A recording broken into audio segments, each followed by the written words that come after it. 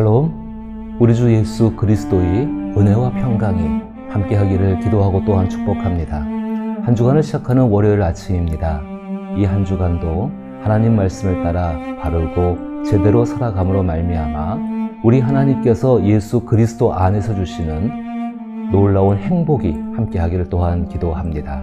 오늘 함께 읽고 묵상할 말씀은 예레미야 23장 1절부터 8절 말씀입니다. 제가 말씀을 읽어보겠습니다. 여호와의 말씀이니라. 내 목장의 양떼를 멸하며 흩어지게 하는 목자에게 화 있으리라. 그러므로 이스라엘의 하나님 여호와께서 내 백성을 기르는 목자에게 이와 같이 말씀하시느니라. 너희가 내 양떼를 흩으며 그것을 몰아내고 돌보지 아니하였도다. 보라, 내가 너희의 악행 때문에 너희에게 보응하리라. 여호와의 말씀이니라. 내가 내 양떼의 남은 것을 그 몰려갔던 모든 지방에서 모아 다시 그 우리로 돌아오게 하리니 그들의 생육이 번성할 것이며 내가 그들을 기르는 목자들을 그들 위에 세우리니 그들이 다시는 두려워하거나 놀라거나 잃어버리지 아니하리라. 여호와의 말씀이니라. 여호와의 말씀이니라. 보라, 때가 이르리니 내가 다윗에게 한 의로운 가지를 일으킬 것이라. 그가 왕이 되어 지혜롭게 다스리며 세상에서 정의와 공의를 행할 것이며 그의 날에 유다는 구원을 받겠고 이스라엘은 평안히 살 것이며 그의 이름은 여호와 우리의 공이라 일컬음을 받으리라.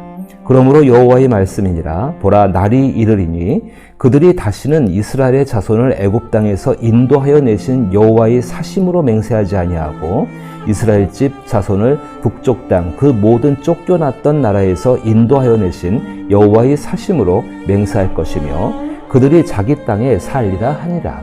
아멘. 예레미야 25장까지는 12개의 예레미야의 예언이 담겨져 있습니다. 그 중에서 오늘 이 읽은 본문은 이제 그 9번째 예언의 결론에 해당합니다. 그리고 23장 9절부터 40절까지는 예레미야의 10번째 예언에 해당하게 되어집니다. 그런데 이 9번째 예언의 결론과 10번째 예언의 이야기가 왕 그리고 선지자 제사장들을 향한 이야기입니다. 그러니까 다시 말해서 이 유대 사회, 즉 이스라엘 민족들을 지탱하고 있는 두 가지의 축이 있습니다. 한 가지의 축은 바로 영적인 측면일 것입니다. 또 한 가지는 실제적인 왕권일 것입니다. 그래서 이 두 가지의 축이 있는데 이걸 조금 더 자세히 나눠보게 되면은 세 종류로 지탱되고 있는 것을 알 수가 있습니다. 한 가지는 왕권이고 한 가지는 선지자고 한 가지는 제사장입니다. 이것을 가지고서 이 이스라엘 사회가 지탱되고 있습니다. 이스라엘 사회가 지탱되고 있다는 것은 하나님과의 바른 관계를 유지하고 살아가고 있다는 것입니다. 바로 이것이 바른 관계가 유지되게 되는 세 가지의 원인을 다시 말씀드린다고 한다면 바로 왕이고 그리고 제사장이고 선지자들입니다. 하나님께서는 예레미야 23장을 통하여서 바로 유대 사회, 이스라엘 백성들, 하나님께서 선택받은 사람들이 왜 하나님과의 관계가 깨어지게 되어졌고 그 가운데에서 그 깨어짐에 결정적인 역할을 했던 바로 이 세 종류의 사람들, 왕, 그리고 선지자, 제사장들을 책망하고 계시는 모습입니다. 특별히 오늘 이 말씀을 저는 생각을 하면서 두 가지의 생각을 해보게 되어집니다. 한 가지는 하나님께서 왕과 제사장과 선지자들을 갖다가 그들의 잘못을 지적하시면서 그냥 그 지적으로 끝나고 그들의 실패로 인하여서 멸망으로 끝나는 것이 아니라 이들을 위해서 하나님이 사랑하는 사람들을 위해서 하나님께서 새로운 왕을 세우실 것, 바로 그분이 주 예수 그리스도이십니다. 그 예수를 이제 만왕의 왕으로 세울 것을 말씀하고 계십니다. 그래서 그 한 가지를 생각해 볼 수가 있고 또 한 가지 다른 것은 이 본문을 가지고 우리가 교회의 목사 혹은 교회의 어떤 사역자들, 교회의 직분자, 장로님, 권사님, 안수집사님들을 마치 여기 나오는 사람인 것처럼 생각을 하고 살아갈 때가 있다는 것입니다. 그런데 예레미야 23장을 가만히 보게 되면은 하나님께서 왕은 왕대로, 선지자는 선지자대로, 제사장은 제사장대로 그 직무, 맡은 바 역할에 대해서 하나님이 그것이 잘못됐다라고 말씀을 하고 계시는 것이죠. 우리는 이렇게 종종 말을 많이 합니다. 교회가 한 목사에 의해서 이루어지거나 혹은 교회가 목사와 장로에 의해서 모든 것이 주장된다라고 생각을 합니다. 그것은 외형적인 형태에서 맞습니다. 그런데 실제로 그 교회 안에 함께 생활하고 있는 사람은 다른 사람들이 아니라 하나님께 선택받은 사람들입니다. 저는 이렇게 말씀드리고 싶습니다.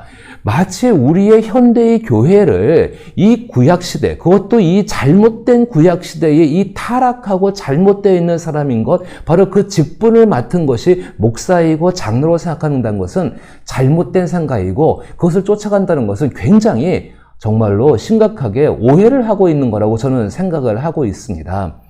물론 그리스도인들은 모두가 하나님 앞에서 베드로가 이야기하는 것처럼 하나님께 부름받은, 그리고 기름 부음을 받은 거룩한 왕 같은 제사장의 역할을 하면서 살아가야 합니다. 그것은 하나님께서 한 사람 한 사람 각자에게 그리스도인으로 살아간다는 것을 의미하게 되는 것입니다. 목사도 그리스도인이고 장로도 그리스도인입니다. 교회의 직분자도 그리스도인입니다. 먼저 그리스도인이 되어야 되는 것은 당연한 것입니다. 그 가운데에서 하나님께서 각양의 은사를 따라 주신 선물들이 있고 그 은사로서 교회를 섬겨 나가야 한다는 것입니다.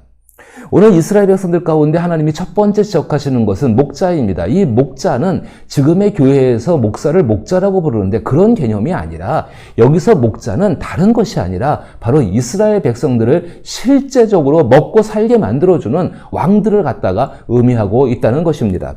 다시 본문을 보시게 되면은 이 1절 말씀에 여호와의 말씀이니라 내 목장의 양떼를 멸하여 흩어지게 하는 목자에게 화 있으리라. 하나님은 분명히 밝히십니다. 내 목장의 양떼라고 말씀하십니다. 내 목장의 양떼. 이 말이 굉장히 중요한 것입니다. 그렇다면 왕들은 이들을 지배하고 다스리는 사람, 정말 자기의 권력을 가지고 이들을 노예로 삼아서 자기의 집을 짓고 자기의 사리사욕을 채우는 그런 사람들이 아니라 하나님께 부탁받은 직분, 이 양들이 편안히 살 수 있도록, 번성할 수 있도록 돕는 사람이 바로 여기 이스라엘 사회의 왕이었다는 것입니다. 이스라엘 역사 가운데 선한 왕들의 모습이 어땠습니까? 이들은 하나님과 백성을 위한 삶을 살아갔던 사람들이었던 것을 우리는 살펴보아야 합니다. 그러므로 이스라엘의 하나님 여호와께서 내 백성을 기르는 목자에게 이와 같이 말씀하시느니라. 너희가 내 양떼를 흩으며 그것을 몰아내고 돌보지 아니하였도다. 보라, 내가 너희의 악행 때문에 너희에게 보응하리라. 여호와의 말씀이라. 거기서 가장 눈에 띄는 단어가 이들의 악행입니다. 이 악행이 어떤 것일까요? 앞에서 네 왕의 이야기를 통해서 말씀하셨습니다. 시드기야 왕이라든지 맨 마지막 왕, 그리고 샬롬 왕, 그리고 여호와긴을 통하여서 하나님께서 어떤 악행이 있었는지, 그들은 하나님의 백성들을 착취했습니다. 하나님의 백성들을 이용해서 자기 사력을 채웠습니다. 좀 가슴 아픈 이야기지만은 실제로 일어나고 있으니까는요. 유다 사회가 예수님 시대 가운데에 그들은 정말로 그들이 가지고 있는 자신들의 어떤 힘을 가지고서 사실은 백성들의 고유를 착취하고 있었죠. 교회 가운데 이런 일이 없을까요? 교회 이전에 하나님 말씀이 먼저입니다. 그 말씀을 안에서 세워진 것이 교회죠. 하지만 그 교회 안에 그들이 함께 생활하는 그것 가운데 사람의 위치는 반드시 있습니다. 그런데 이것을 이용해서 자기 사욕을 채우는, 자기의 배를 불리는 목사들이 얼마나 많이 있습니까?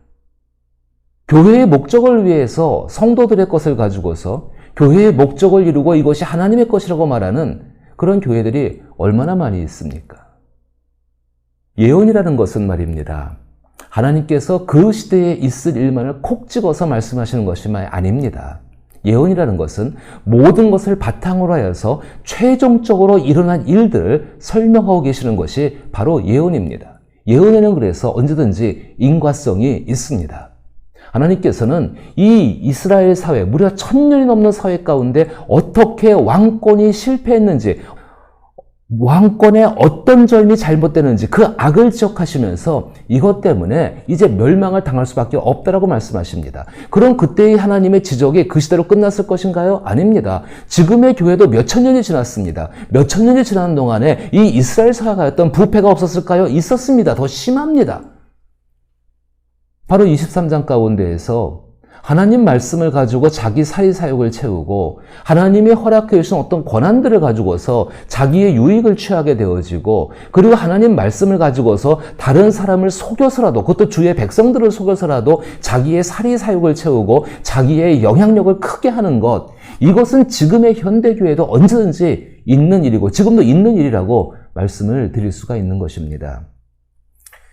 중요한 것은 하나님께서 단지 이렇게 지적만 하고 끝나시는 것이 아니라 그 다음에 대비책을 준비해 놓고 계시다는 것입니다. 그리스도라고 한다면은 그 그리스도의 역할, 물론 그리스도라는 그 이름 안에는 왕적인 역할이 있고 선지자적인 역할이 있고 제사장적인 역할이 있습니다. 그런 세 가지를 한데로 뭉친다면은 백성들을 죄 가운데 건져내서 하나님과 화목하게 살아갈 수 있게 하는 역할을 감당하는 것이 바로 그리스도이십니다. 바로 그 일 가운데에 예수 그리스도가 오셨죠. 이제 하나님께서는 그 준비하신 방법을 이제 4절 가운데 말씀하십니다. 내가 그들을 기르는 목자들을 그들 위에 세우리니 그들이 다시는 두려워하거나 놀라거나 잃어버리지 아니하리라. 여호와의 말씀이니라. 여호와의 말씀이니라. 보라 때가 이르니니 내가 다윗에게서 한 의로운 가지를 일으킬 것이라. 그가 왕이 되어 지혜롭게 다스리며 세상에서 정의와 공의를 행할 것이며 이렇게 말씀하십니다.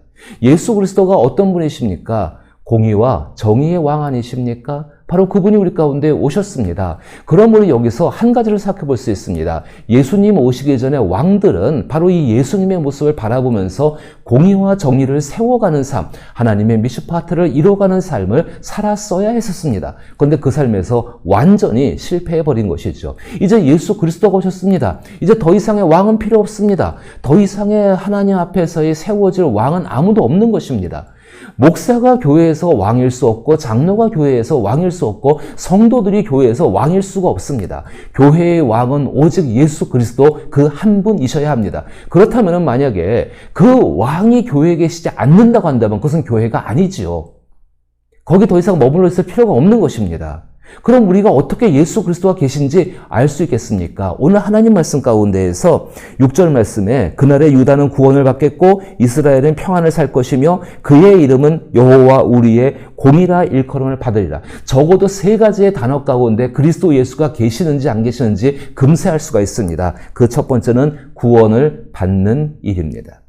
그 두 번째는 평안이 있는 일입니다. 그 세 번째는 하나님의 공의가 이루어지고 있는 일입니다. 가만히 우리의 교회를 진단해 보십시오. 정말로 우리 교회 가운데에 여기 말씀하고 있는 것처럼 구원을 받는 일들이 일어나고 있는가? 한 사람을 전도해서 교회에 데려다 놓는 것이 구원이 아니죠. 그 사람이 예수 그리스도를 알고 하나님 말씀 가운데에서 예수 그리스도를 따라 변화되어져 감으로 말미암아 자기 자신이 하나님과 함께 살아가고 있는 사람인 것을 느끼게 되는 것이 바로 구원을 받고 구원을 받은 사람이 살아가는 삶의 모습이죠. 평안이라 이야기합니다. 그 평안은 무엇입니까? 하나님과의 좋은 관계가 이루어진 것이 참된 샬롬 평안의 모습일 것입니다. 그 가운데는 부족함이 없습니다. 사람의 얼굴을 서로 좋게 하고 기분 좋게 하는 것이 우리 가운데 평안이라고 한다면 그것은 위장된 평화이고 아무 의미도 없는 것일 것입니다. 그러나 하나님과의 바른 관계 속에서 그 말씀을 자발적으로 순종하고 그것을 위해서 자기를 희생할 수 있다면 그것은 참된 평안 가운데 이미 살아가고 있는 것입니다. 하나님의 공의, 그리스도 예수가 이루신 일들이 이루어지고 있습니다. 하나님께서는 결론적으로 이야기하십니다. 7절에 그러므로 여호와의 말씀이라 보라 날이 이르리니 그들이 다시는 이스라엘 자손을 애굽 땅에서 인도하여 내신 하나님의 사심으로 맹세하지 아니하고 이스라엘 집 자손을 북쪽 땅 그 모든 쫓겨났던 나라에서 인도해 내신 여호와의 사심으로 맹세할 것이며 그들이 자기 땅에서 살리라 하니라. 예레미야에게 한 가지의 길을 주고 있는 것입니다. 하나님께서 그 때와 상황에 따라 일을 달리하십니다. 방법을 달리하신다는 것입니다. 하지만 하나님의 목적은 변하지 않습니다.